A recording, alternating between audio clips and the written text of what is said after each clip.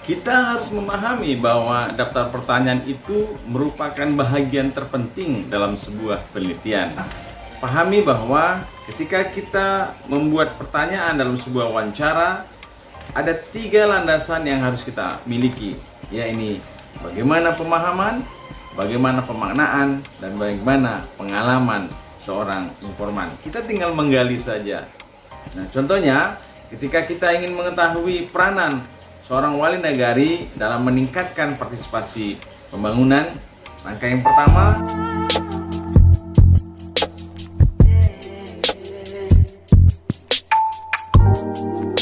para milenial, saatnya kita kupas kuliah tanpa sekat. Mari sukseskan Merdeka Belajar, Kampus Merdeka.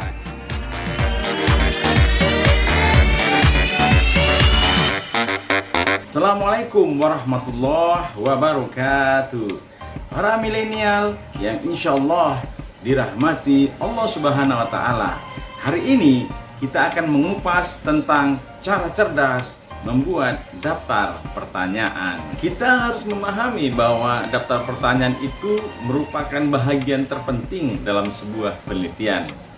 Sebelum kita mengupas lebih jauh bagaimana cara yang cerdas membuat daftar pertanyaan, di awal pertemuan kita ini, saya akan mengingatkan kembali bagaimana cara kita menyusun skripsi. Berkaitan dengan skripsi, yang harus dipahami ada 3 rangkaian besar. Pertama, membuat proposal.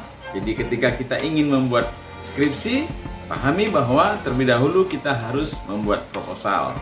Yang kedua, bagaimana kita bisa mengumpulkan data di lapangan.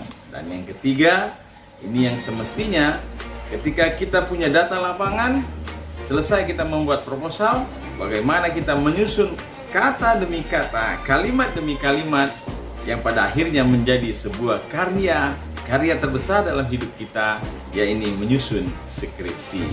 Sebelum melanjutkan video ini, silakan subscribe, like, share, and comment. Penting untuk dipahami bahwa daftar pertanyaan merupakan bahagian terpenting dalam sebuah penelitian. Mengapa demikian? Karena yang pertama, daftar pertanyaan merupakan jawaban dari rumusan masalah yang kita ajukan. Yang kedua, daftar pertanyaan menjadi inti dalam sebuah wawancara. Wawancara yang berkualitas sangat ditentukan bagaimana kita mampu membuat daftar pertanyaan yang berkualitas pula. Secara kondisional ada 2 jenis pertanyaan.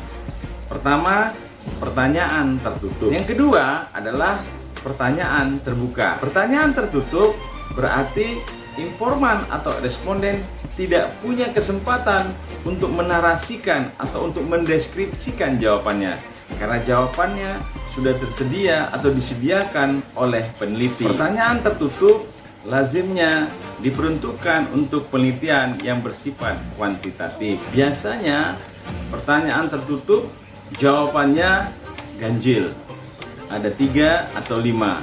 Contohnya sangat setuju, setuju, tidak berpendapat, tidak setuju, atau sangat tidak setuju. Atau misalnya setuju, tidak berpendapat, atau tidak setuju. Sebagai contoh, ketika kita ingin mengetahui pengaruh iklan di televisi terhadap minat beli remaja, maka kita bisa membuat daftar pertanyaannya. Penggunaan model iklan di televisi mendorong saya untuk membeli produk yang ditawarkan.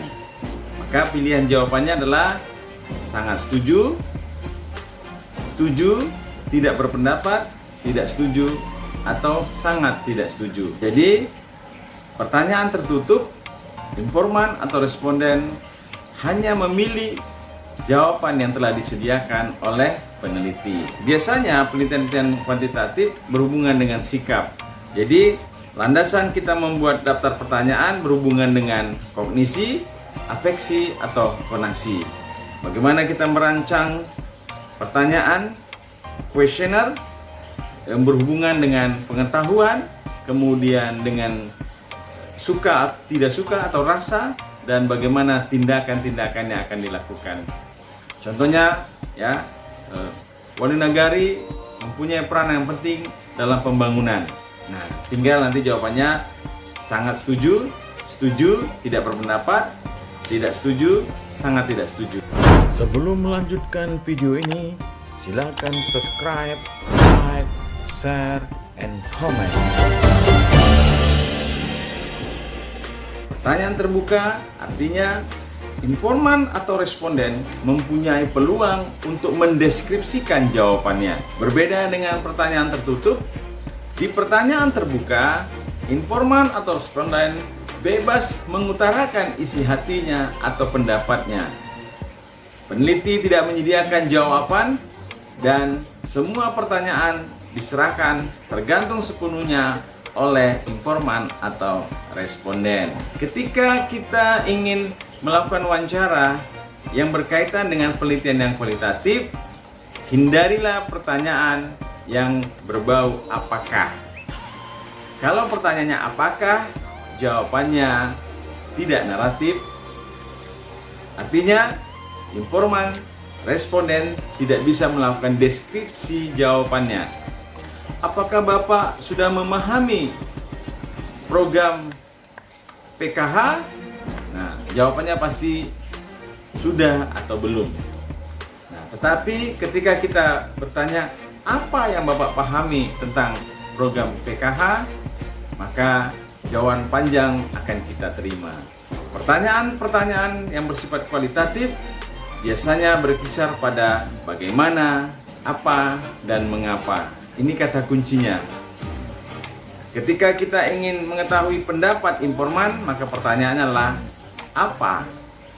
Apa pendapat Bapak? Apa yang Bapak pahami? Apa yang Bapak maknai tentang bla bla bla bla. Ketika kita ingin bicara tentang proses, maka pertanyaannya adalah bagaimana?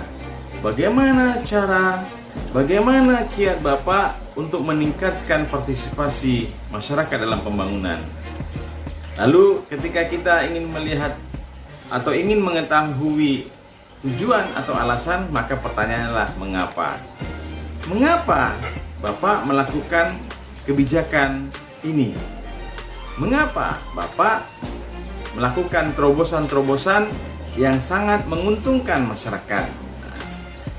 Jadi 3 hal tadi, ya, bagaimana, apa, dan mengapa, itulah pertanyaan-pertanyaan yang bersifat kualitatif.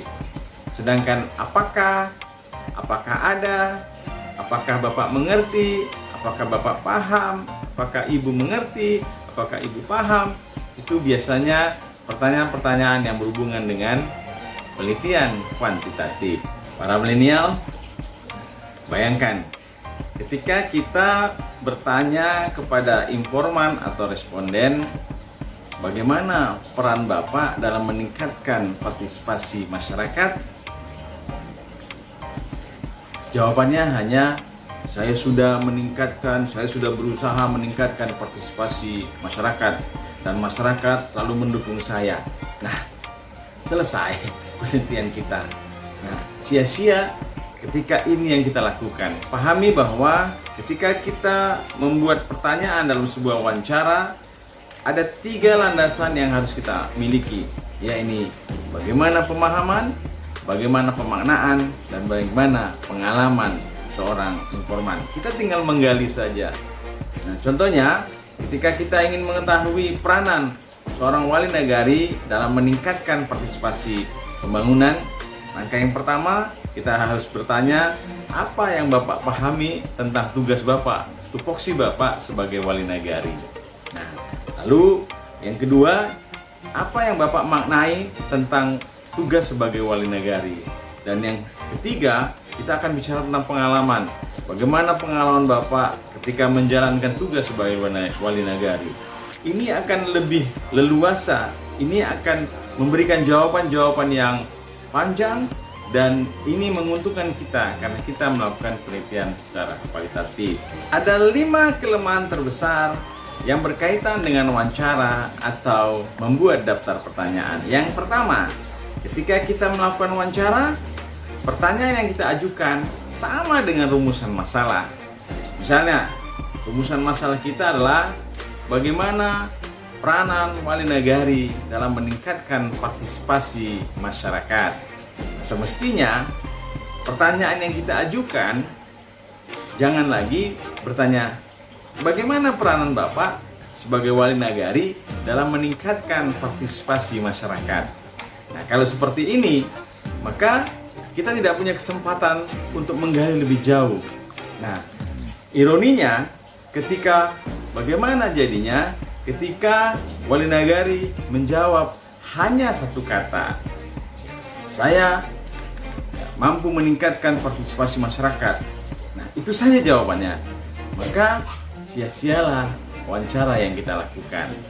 Jadi pahami bahwa ketika kita melakukan wawancara, daftar pertanyaan, ketika kita ingin mengetahui sesuatu, maka kita harus merancang daftar pertanyaan untuk menemukan jawaban dalam sebuah rumusan masalah. Kelemahan yang kedua, bertanya ke informan atau responden yang kurang tepat.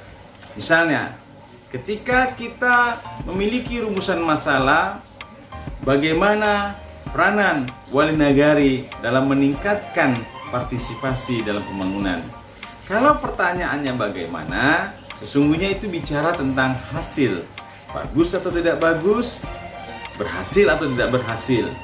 Nah, jadi ketika rumusan masalah kita adalah bagaimana peranan wali nagari dalam meningkatkan partisipasi masyarakat dalam pembangunan, sebaiknya responden kita, informan kita bukan wali nagari, tetapi orang atau siapa saja yang mengetahui tentang peranan wali nagari. Bisa masyarakat, bisa atasan wali nagari. Nah, ketika kita ingin juga bertanya tentang wali nagari, jangan tanyakan bagaimana peranannya, tetapi apa peran wali nagari dalam meningkatkan partisipasi dalam pembangunan. Kelemahan yang ketiga, peneliti kurang berani menggali informasi dari jawaban yang diberikan oleh informan atau responden. Penting untuk diketahui bahwa peneliti jangan kaku dalam melakukan wawancara. Bagaimana fleksibilitas yang dilakukan itu menjadi kata kunci dalam melakukan wawancara. Ketika di lapangan sudah punya daftar pertanyaan, itu hal yang bagus, itu hal yang kredibel. Tetapi jangan sampai kaku ketika kita melakukan wawancara.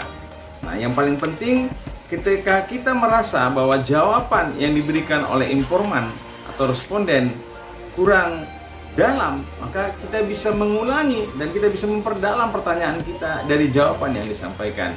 Jadi istilahnya kita tidak loncat-loncat. Nah, ketika kita misalkan bertanya sesuatu dan kita merasa bahwa jawabannya masih perlu kita gali, apa yang Bapak maksud dengan hal seperti yang Bapak sebutkan? Bagaimana pengalaman Bapak? Jadi 3 dasar tadi adalah pemahaman, pemaknaan, dan pengalaman. Itu menjadi kata kunci ketika kita melakukan wawancara, sehingga terciptalah yang namanya keakraban. Keakraban dalam sebuah wawancara itu akan memberikan nilai lebih dari informan kepada kita. Kalau sudah akrab, maka biasanya informan akan terbuka, biasanya informan lebih jujur dibandingkan ketika kita kaku dalam melakukan wawancara. Sebelum melanjutkan video ini, silakan subscribe, like, share, and comment. Kelemahan yang keempat, peneliti memberikan pertanyaan yang terlalu berat bagi informan atau responden. Contohnya, ketika kita ingin mengetahui peranan wali nagari dalam meningkatkan partisipasi dalam pembangunan, tidak perlu kita bertanya, apa yang Bapak ketahui tentang kebijakan-kebijakan Presiden berkaitan dengan pembangunan di nagari? Wah, ini pertanyaannya terlalu berat dan bisa menyinggung perasaan informan. Jadi, mengumpulkan data di lapangan, pertama memang bagaimana kita menciptakan suasana yang akrab, suasana yang cair, sehingga informan tidak merasa terbebani. Informan akan jujur menjawab pertanyaan yang kita tanyakan. Dan yang paling penting adalah jangan tanya pertanyaan-pertanyaan yang berat.